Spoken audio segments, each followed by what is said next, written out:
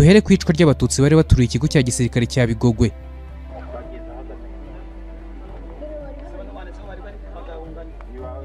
Nanone reka tugaruke ku nzego z'iperereza z'u Rwanda zategetse guha urubyiruko rw'abahutu intwaro n'imyitozo ya gisirikare.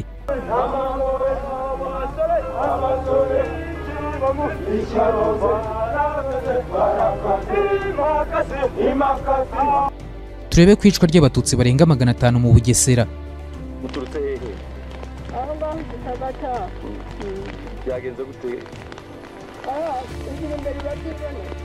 Zatuma kuntera hamwe maze tumaruke.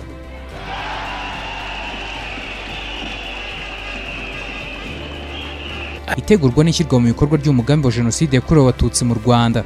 Mu ijoro ryo kuwa 4 Gashyantare 1991, abaparakomando bo mu kigo cya gisirikare cya Bigogwe barashe mu kirere umwanya munini mu ijoro bagira ngo babeshye ko batewe n'ingabo za FPR. Ni igikorwa bari bateguye bagira ngo babone urwitwazo ku bwicanyi bwari bugiye gukurikiraho. Bukeye bw'abo basirikare bakwirakwiriye mu ngo z'abatutsi, bicamo benshi nyuma yo kubakorera ibikorwa by'icarubozo muri segiteri Kanzenze, bavuga ko bahisha abarwanyi ba FPR. Komisiyo mpuzamahanga yabigaragaje muri raporo yayo y'umwaka w'1993 isobanura ko abishwe bari bamenaguye impanga n'inzasaya, amasura yahindanye, baviriranye, inkovu z'ibintu bari bagiye bahondagurwa, ibikomere bitandukanye ndetse n'ibimenyetso by'uko barashwe. Hishwe abasaga 300.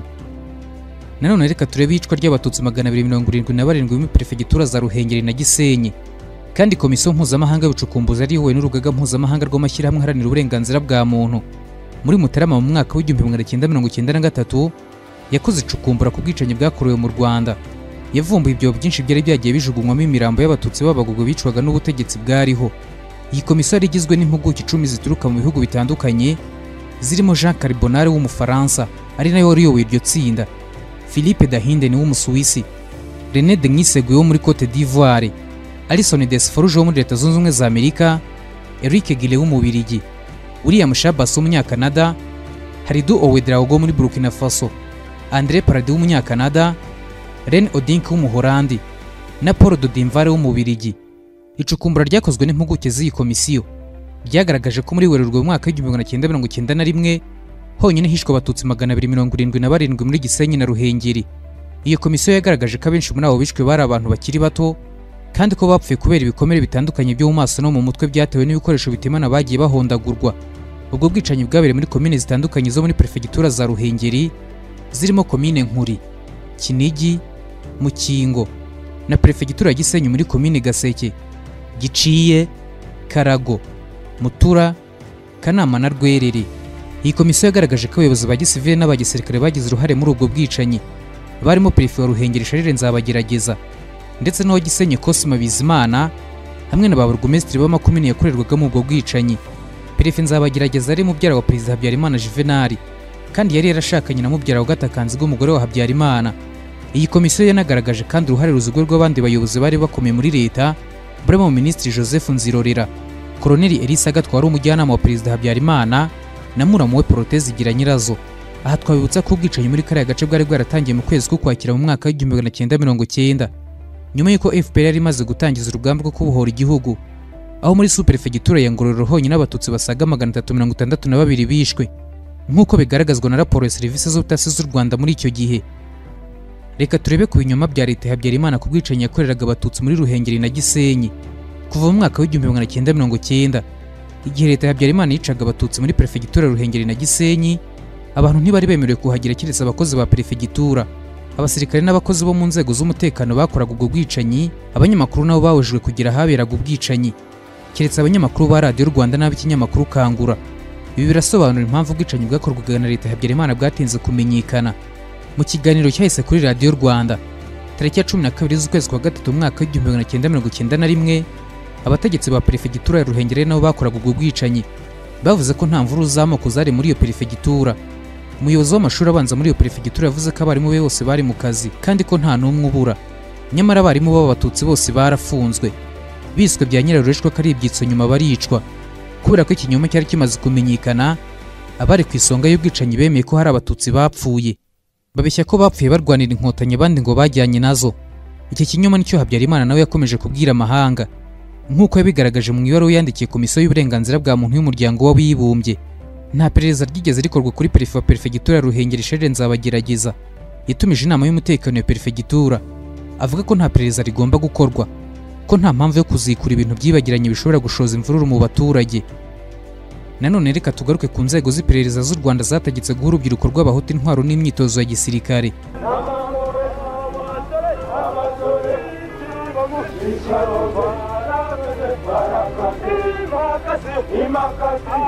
Ku itariki 18 Werurwe mu mwaka w'1991, umuyobozi w'ibiro by'iperereza muri perefegitura ya Ruhengeri Munyangoga Eugene yanditse raporo ikubiyemo igitekerezo cyo guha intwaro abaturage bo muri iyo perefegitura ayoherereza umuyobozi mukuru w'i Kigali.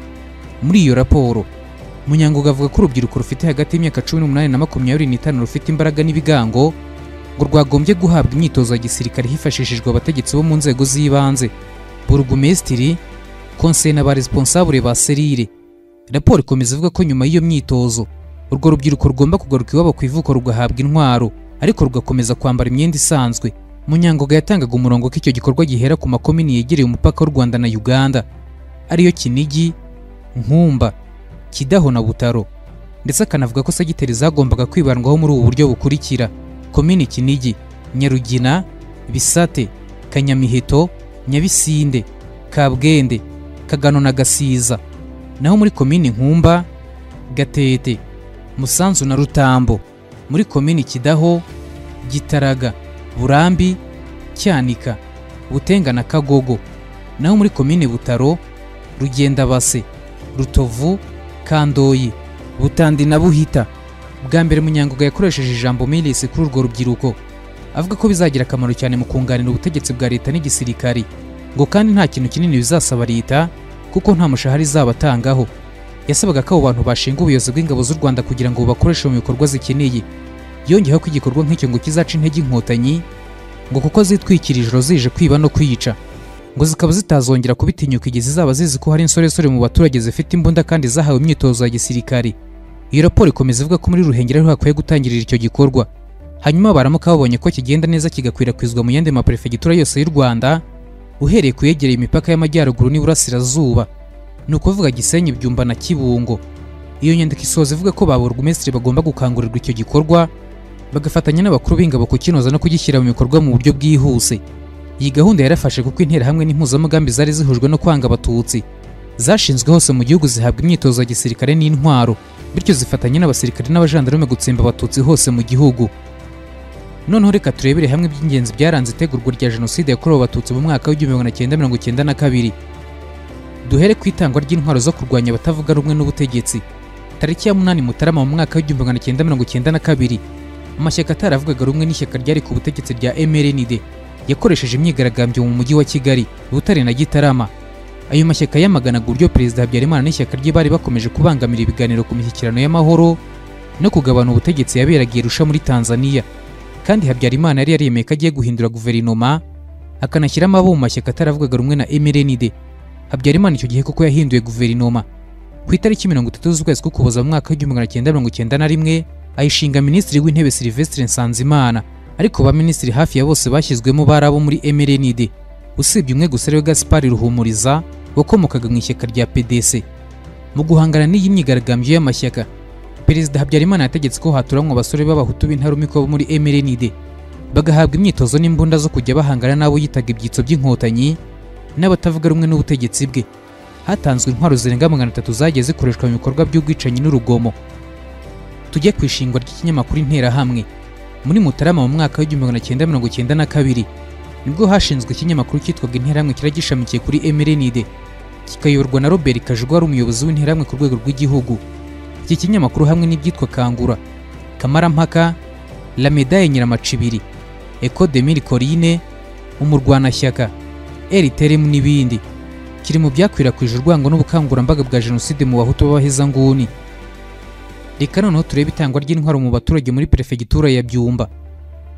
Inyandiko y'ibanga yakozwe n'uwari ushinzwe serivisi z'iperereza muri perefegitura ya Byumba, Rwirahira Vincent, ku itariki 7 Gashyantare mu mwaka w'1992, yigaragazaga ko uwo munsi hari habayeho inama yaguye y'umutekano wa perefegitura ya Byumba ku biro bya komini Muvumba.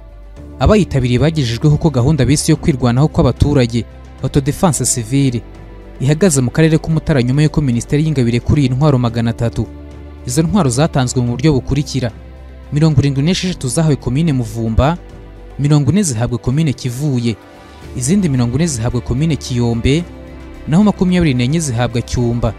Ku birebana na komine Muvumba, itsinda ry'abantu 250 batoranijwe na Burugumesitiri Onesphore Rwabukombe boherejwe mu mahugurwa igabiro kuva ku itariki 29 Mutarama kugeza ku itariki 5 Gashyantare mu mwaka wa 1992 kugira ngo bige gukoresha imbunda. Izi ntwaro zakoreshejwe n'interahamwe mu icwa ry'abatutsi muri Byumba. Noneho turebe ku ivuka ry'ishyaka ry'abahezanguni ryiswe CDR, ishyaka ryise Coalition pour la Défense de la République.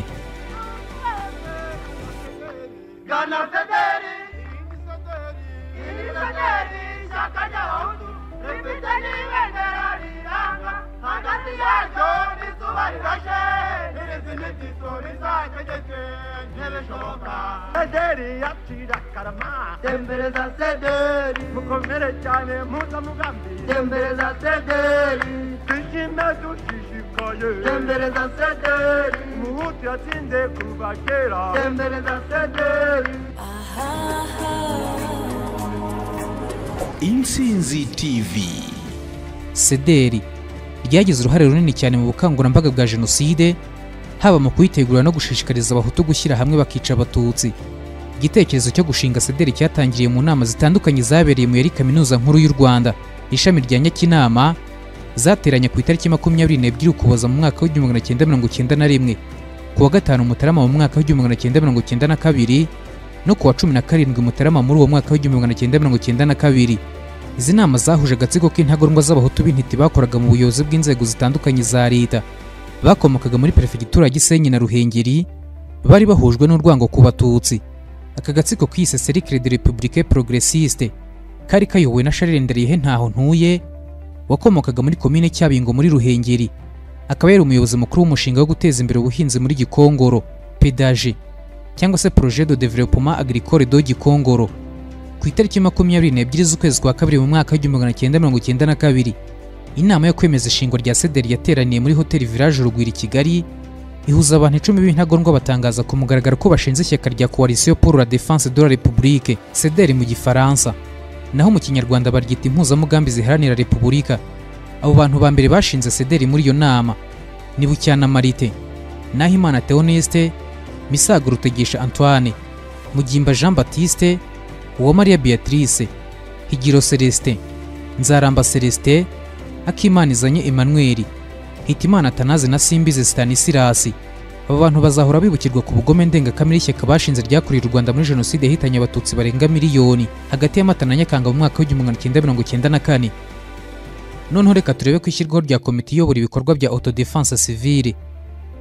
Ku itariki 20 Mutarama mu mwaka wa 1992, Minisitiri w'Ubutegetsi bw'Igihugu Munyazesa Faustin yanditse ibaruwa igenewe ba Perefe ba Ruhengeri na Gisenyi, abamenyesha ko bagomba kwegera abayobozi b'ingabo muri Perefegitura zabo kugira ngo bahabwe amabwiriza y'uburyo bwo gukomeza guha abaturage intwaro no gusobanurirwa uko imyitozo ya gisirikare izagenda. Yabasabaga gukurikiranira hafi ubwabo icyo gikorwa kandi bakazamumenyesha badatinze bakoresheje fax ingamba zafashwe mu guhitamo abasore bazajyanwa mu myitozo no kumenyesha imigendekere y'iyo myitozo. Minisitiri Munyazesa yasoje asaba aba Perefe ko hafatwa ingamba zikomeye kugira ngo izo ntwaro zitazibwa cyangwa se zikarigiswa. Mu buryo bwo kunoza imigendekere y'icyo gikorwa, hashyizweho ku rwego rwa Minisiteri y'Ingabo komisiyo yiswe Autodefense Civile yari ishinzwe gukurikirana imigendekere yacyo mu gihugu. Iyi komisiyo yari igizwe na Lieutenant Colonel Rwabarinda Ephraim, Major Paul Rwarakabije, Major Nteziryayo Alphonse na Major Kankwanzi Rode wari umukuru wa serivisi y'icungamutungo mu ngabo z'u Rwanda. Ku wa 22 Mutarama mu mwaka wa 1992, Colonel Bernard Kizake wari ushinzwe ubutwererane mu bya gisirikare hagati y'Ubufaransa n'u Rwanda, akaba yarakoreraga muri ambasade y'Ubufaransa i Kigali, yanditse inyandiko y'akazi igenewe Minisiteri y'Ingabo y'Ubufaransa avuga ko hari intwaro zahawe interahamwe zitanzwe n'ingabo z'u Rwanda hamwe n'abategetsi bo muri MRND. Ubu noneho tugiye kureba uko Leta y'u Rwanda yateguraga intambara mu gihe cy'ibiganiro by'amahoro. Mu gihe ibiganiro by'amahoro byasaga naho bigenda neza, Leta y'u Rwanda yo yiteguraga intambara. Ni muri urwo rwego tariki 19 Gashyantare mu mwaka wa 1992, Perezida Habyarimana yagiye mu Misiri asaba ko u Rwanda rwagurayo intwaro kandi arabyemererwa. Muri Werurwe muri uwo mwaka wa 1992, Minisiteri y'Ingabo yaguze mu Misiri intwaro zifite agaciro ka miliyoni 6 z'amadolari. Muri izo ntwaro harimo imbunda, ibisasu byo mu bwoko bwa roketi na za grenade zahawe abaturage.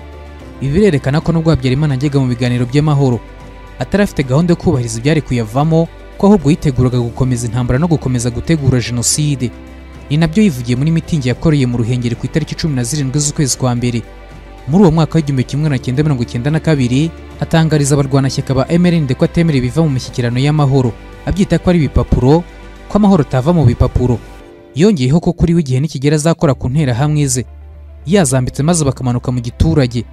Nta kindi yavugaga uretse guha interahamwe z'uburenganzira bwo kujya hose mu gihugu kurimbura abatutsi no kwica abahutu bari mu mashyaka atarashakaga gukora jenoside. Nzatuma ku nterahamwe maze tumanuke go.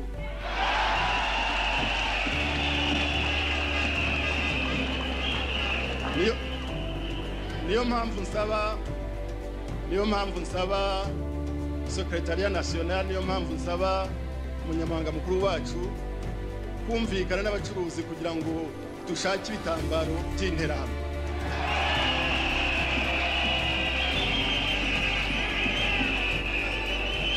Kuko interahamwe yo ziri mu mwambaro wazo ziraberwa rwose, basanga nibasha. Turebe kwicwa ry'abatutsi barenga 500 mu Bugesera. Muturutse hehe? Aho ngaho kitagata. Byageze gute? Ingira imbere batibona. Watubwira muri make? Barica abantu. Barasika kandi barasima n'abantu. Yego no. Aho ndabasaba abashoboye. Sema.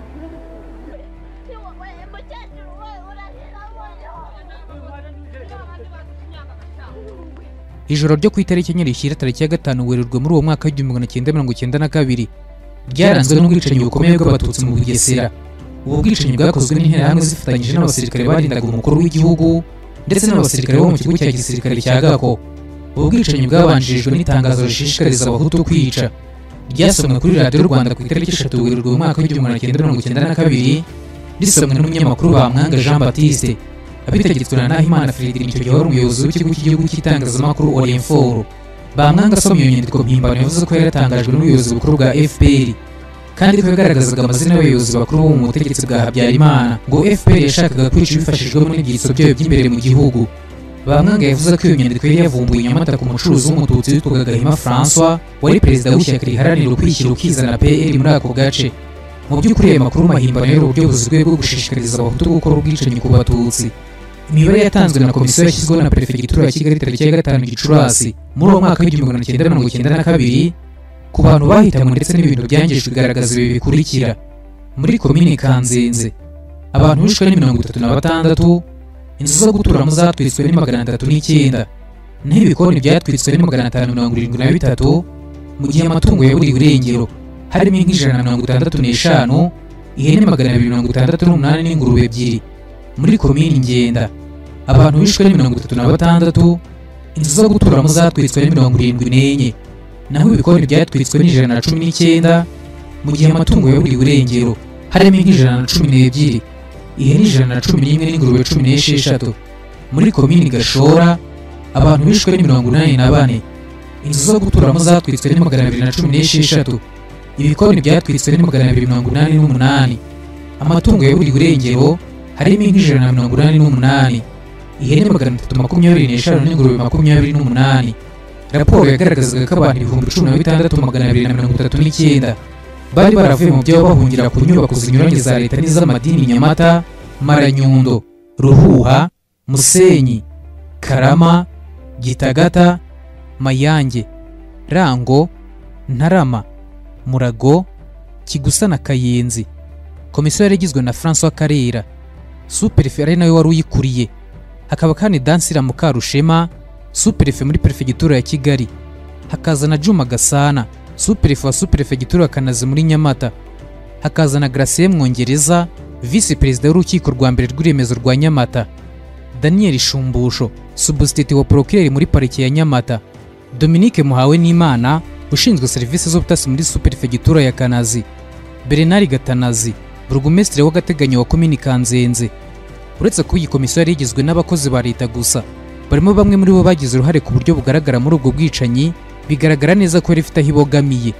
Mu bantu bakwiye kubazwa cyane ubwicanyi bw'abatutsi mu Bugesera twavuga Minisitiri w'Ubutegetsi bw'Igihugu Amajyambere ya Komini ariwe Munyazesa Faustin washyigikiye umugambi w'ubwicanyi kubera ko atafatiye ibihano abategetsi bakoze ibyaha kandi bari mu nshingano ze. Minisitiri w'Ubutabera Matayo Ngirumpatse utarafashe ibyemezo bya ngombwa ngo abakoze ubwo bwicanyi bakurikiranwe mu butabera. Prefet Emmanuel Bagambiki wayoboye inama zateguraga ubwicanyi. Sous-Prefet Sekagina Faustin wa Kanazi wari wungirije Bagambiki. Burugumesitiri wa Kanzenze Fidele Rwambuka wahagarikiye ubwicanyi ku buryo butaziguye. Colonel Pierre Celestin Rwagafirita umugaba mukuru wa Gendarmerie kubera amakosa yo kutohereza abajandarume guhagarika ubwo bwicanyi ndetse no gucunga umutekano w'abantu n'ibintu. Colonel Venant Musonera umuyobozi mukuru w'ikigo cya gisirikare cya Gako. Abasirikare bo muri iki kigo bagize uruhare rukomeye mu bwicanyi. Nahimana Ferdinand umuyobozi w'ikigo cy'igihugu cy'itangazamakuru Orinforo. Jean Baptiste Bamwanga na Jean Baptiste Nubahumatse abanyamakuru ba Radio Rwanda basomye mu buryo bukurikiranye kuri Radio Rwanda bagasoma itangazo rihamagarira rubanda mu buryo butaziguye kandi bwiriye gukora ubwicanyi. Dominique Muhawe n'Imana wari ushinzwe serivisi z'ubutasi muri Superfegitura ya Kanazi wakwirakwije ibinyoma bivuga ko abatutsi cyane cyane abayobozi b'ishyaka PL Nyamata barimo Gahima bari bafite umugambi wo gutsemba abahutu. Umwungiriza wa mbere wa Procureur Nyamata Deogratias Ndimubanzi uyu ndetse yamaganywe n'amashyirahamwe arengera uburenganzira bwa muntu n'itangazamakuru ryigenga kubera kugira uruhare mu bwicanyi bwo mu Bugesera. Twashimiye rero Perezida Habyarimana ko yareze neza azakomeze aturerere neza, turamushimiye. Bumva abanyarwanda bari hano ndetse bamwumvira amashyi n'inkuru.